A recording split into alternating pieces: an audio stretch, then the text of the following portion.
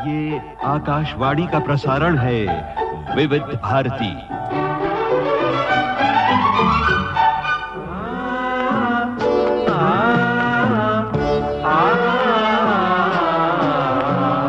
संगीत सरिता।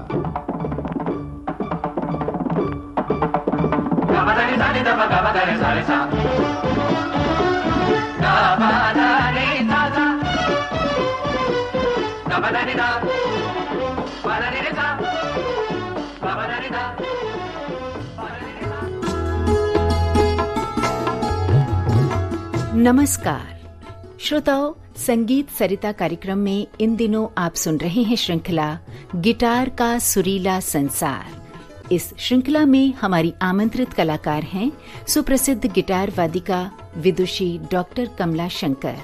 आपसे बातचीत की है जयंत पात्रिकर ने। आज हम आपको सुनवाएंगे इस श्रृंखला की चौथी कड़ी। संगीत के सभी चाहने वालों का स्वागत है। आप सुन रहे हैं श्रृंखला गिटार का सुरीला संसार। हमारे स्टूडियो में उपस्थित हैं सुप्रसिद्ध गिटार वादिका विदुषी डॉक्टर कमला शंकर और हमारे साथ हैं जाने माने तबला वादक कालीनाथ मिश्र। कमला जी, इससे पहले कि हम आज के राग की चर्चा करें, हम जानना चाहेंगे गिटार के बारे में कि किस तरह से भारत में गिटार का आगमन हुआ और भारतीय शास्त्रीय संगीत में सबसे पहले गिटार का उपयोग किसने किया। सबसे पहले देखा जाए तो हवाईयन गिटार पर शास्त्रीय संगीत बजाने का श्रेय तो ये अभी बाद में मैं लेती हूँ। सबसे पहले बता सकते हैं कि हवाईयन गिटार भारत में कैसे आया। भारत में ये आया ताऊ मोए, श्री ताऊ मोए जो कि हवाई द्वीप से आए थे। उन्होंने सबसे पहले कलकत्ता में वो आए और 1920 में उन्होंने हवाईयन गिटार पर भारतीय संगीत बजाने का उन्होंने सिलसिला जारी किया। तो उनके पास बहुत सारे लोग सीखने आए और उसी प्रकार जब हवाईयन गिटार जो सबसे पहले बजाने का श्रेय जाता है वो जोसेफ के कुकू को जाता है, जिन्होंने सबसे पहले संगीत, यानी कि पहले स्पेनिश गिटार ही प्रचलित था पर हवाईयन गिटार को प्रचलित कराने का श्रेय 1889 में श्री जोसेफ के कुकू को जाता है। उसी तरह ताऊ मोए जो कि आए भारत में हवाईयन गिटार का प्रचार करने का श्रेय उनको जाता है। 1920 में वो आए। और हमारे शास्त्रीय संगीत में इसका प्रयोग पहली बार कब हुआ? देखिए, इसमें बहुत सारे मत हैं, मतांतर भी हैं, पर जहाँ तक मैंने सुना है और मैंने इसका जो अध्ययन किया है, मैंने पाया कि मैंने जिनसे सीखा, डॉक्टर शिवनाथ भट्टाचार्य जी बनारस से, जिनसे मैंने सबसे पहले संगीत की शिक्षा प्राप्त की, उनके जो गुरु थे श्री नलिन मजुमदार जी, और उनके बारे में मैंने सुना है कि 1938-39 के दौरान बाबा अलाउद्दीन खां साहब से उन्होंने गिटार की शिक्षा प्राप्त की थी। अच्छा। तो मेरे ख्याल से वो सबसे पहले में आते हैं। भले उन्होंने उस स्तर तक नहीं शास्त्रीय संगीत का प्रचार प्रसार वो कर पाए कि नहीं, पर सबसे पहले जो बजाने का श्रेय जहाँ पे मैंने सुना है लोगों से और बहुत चर्चाएं की हैं, क्योंकि उनकी जो फैमिली है मजुमदार फैमिली जो इलाहाबाद में है और संगीत क्षेत्र में उसका बहुत बड़ा योगदान रहा है। आज प्रयाग संगीत समिति में जो गिटार भी जो बज रहा है वो नलिन मजुमदार जी की ही देन है। उनके सभी वंशज, थर्ड जनरेशन, गौरव मजुमदार, उदय मजुमदार, ये लोग सब बहुत अच्छे कलाकार लोग हैं और संगीत के प्रचार प्रसार में जुटे हुए हैं वो लोग भी। और दूसरा एक मत है ग्वालियर के श्री गोपाल सिंह जी के नाम आता है कि वो विचित्र वीणा वादक उनके पिताजी थे और पखावज, ये लोग ध्रुपद घराने से ताल्लुक रखते हैं। गोपाल सिंह जी ने वही 1940 और 1945 के आसपास उन्होंने शास्त्रीय संगीत बजाया था हवाईयन गिटार पे, और AIR दिल्ली से भी उनका उस समय वो अप्रूव्ड हो गए थे एज एन आर्टिस्ट। हाँ। तो अब आज के राग की ओर बढ़ते हैं जी। आज किस राग की हम चर्चा करेंगे? आज राग झंझोटी, ये खमास थाट से उत्पन्न है राग झंझोटी, और ये भी शाम का ही बहुत ही खूबसूरत राग है और एक मेरे फेवरेट रागों में से आता है। इसकी जो रचना मैं सुनाऊंगी वो रूपक ताल पे निबद्ध है, राग झंझोटी।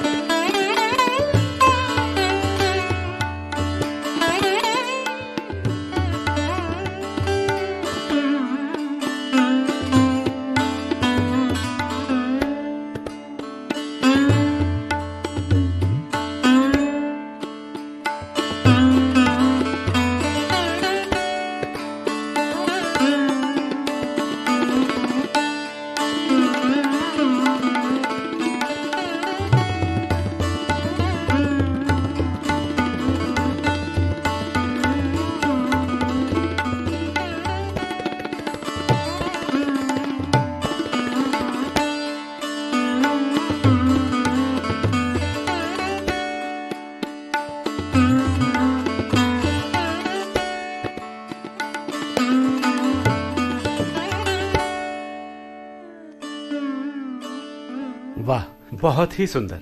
राग झिंझोटी की इस रचना को सुनते हुए जो गीत याद आ रहा है कमला जी, वो झुमरू फिल्म का गाना है जी, जिसके गायक और संगीतकार किशोर कुमार साहब है जी। बहुत ही सुंदर गाना है। कोई हमदम न रहा, क्या कोई बात है। सहारा न रहा। गिटार का सुरीला संसार। श्रोताओं, आज आप सुन रहे थे इस श्रृंखला की चौथी कड़ी। इस श्रृंखला में हमारी आमंत्रित कलाकार हैं सुप्रसिद्ध गिटार वादिका विदुषी डॉक्टर कमला शंकर। आपसे बातचीत की है जयंत पात्रिकर ने। तबला संगति श्री कालीनाथ मिश्र की, तकनीकी सहयोगी गणेश शिंदे और वंदना ठाकुर। विविध भारती की ओर से इस कार्यक्रम की प्रस्तुतकर्ता Manisha Jain. Gaba da ni sa ni da ma gaba da ni sa ni sa.